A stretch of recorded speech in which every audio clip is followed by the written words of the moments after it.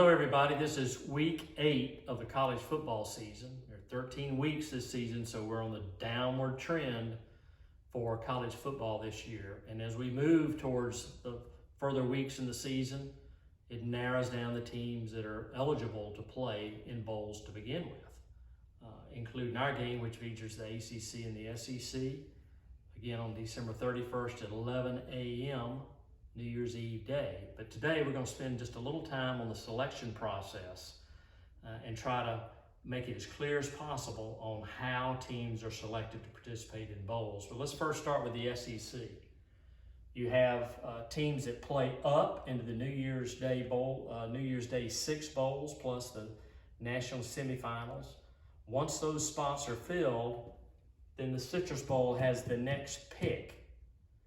After that pick is made, then this group of 6 bowls, where the TaxSlayer Gator Bowl is one of 6, will huddle with the SEC and the athletic directors from the SEC, and a decision will be made on where different schools will be placed among these 6 games.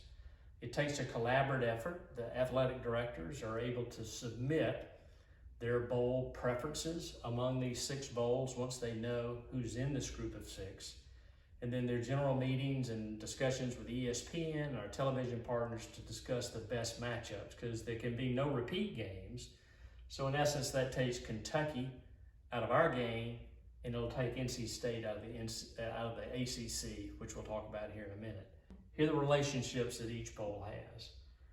We have a relationship, obviously, with the SEC and the ACC. The Texas Bowl is the SEC and the Big 12. The Duke's Mayo Bowl is the SEC and the ACC.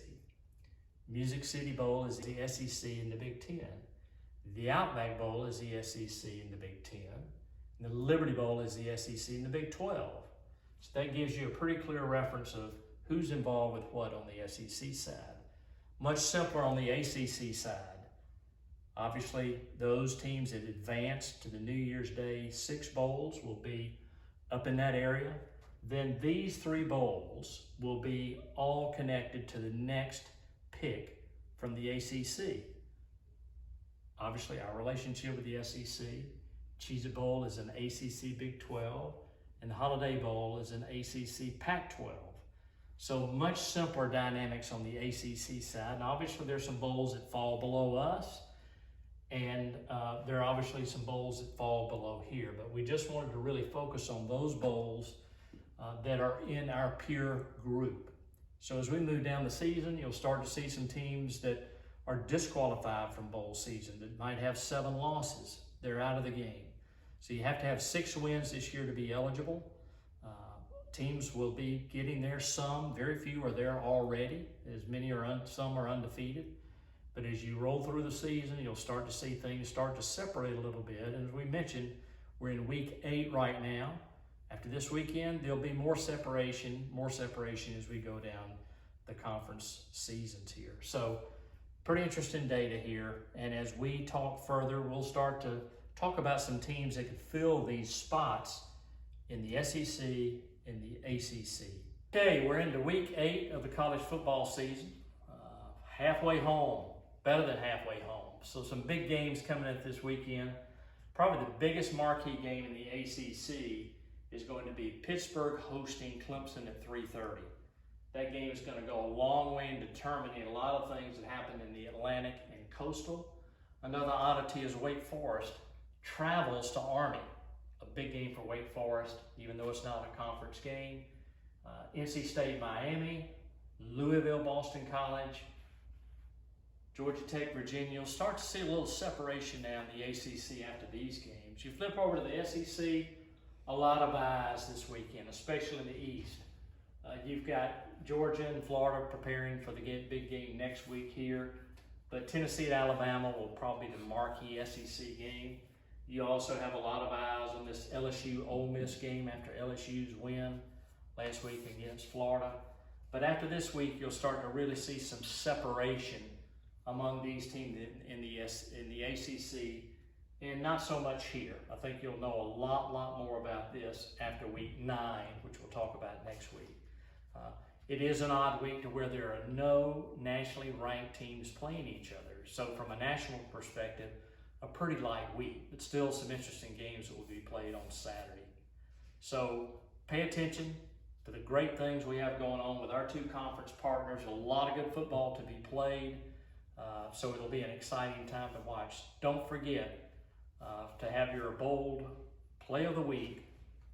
Go to Twitter, basically vote for the play of the week, and also remember to have your pick'ems in by Friday at 5 p.m. Our member winner was Sandy Harbison, and the public winner was Frank Josie Jr. So thanks for paying attention. Hope you've enjoyed this week's news. Now it's my pleasure to throw it to Kayla, who's going to talk a little bit more about all the wonderful things we're doing with Gator Bowl Charities. Take it away, Kayla. Hey, for those of you that are new here, I'm Kayla and I'm the Marketing and Charities Manager. Today I'm in a new place. I'm here at Sandalwood High School. We are about to surprise a teacher with our MVT Award, Most Valuable Teacher, in partnership with FIS and the College Football Playoff Foundation. We are giving out $1,000 a week to local teachers for the remainder of college football season. The link and the deadline to apply will be below.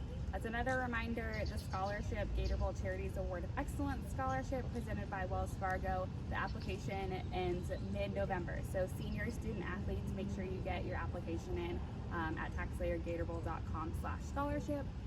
On a completely different note, our Young Professionals group is having a social next week at Hyperion Brewing Company on Wednesday, October 27th from 5:30 to 7:30.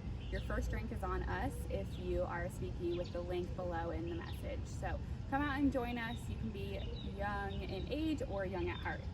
Lastly, I want to tell y'all about an event that we're hosting this Sunday after Florida, Georgia. It's hosted every year the day after Florida, Georgia at TIAA Bank Field.